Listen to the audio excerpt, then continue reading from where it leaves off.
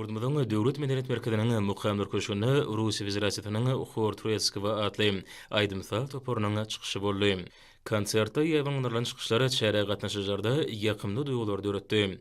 Medeniyet we sunugat urbança dörli bäýatys bilen geçirilmegi, şanly senelen hormatyna döwlet konsertlarynyň gurulmagy, ýaş dekinleň täze nesliniň döremegini, sunugat satlarynyň dörediýän eserleriniň kemiylik derejesiniň ýokurulmagyny şertlendirýär.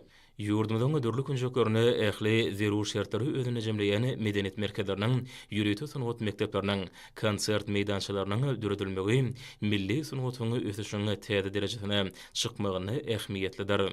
Tomoşaçylaryň şowhunly el çarpışmalary başy sadanlaryň çykyşlaryna berilen ýokary bahy hökmüne kabul edildi. Konsertde gatnaşyjylar häzirki döwürde geçirilen dabarlaryň ýokary guramaçylyk derejesiniň üpjünedilenligi, ularda halkymyzyň ruhy dünýäsiniň baýlaşmagyna möhüm ähmiýeti bolan medeniyet şäherleriň ägurtly ähmiýetiniň bardygy üçin hormatly prezident bilen hemde gahrman arkadamyda alkyş sözlerini beýan etdiler.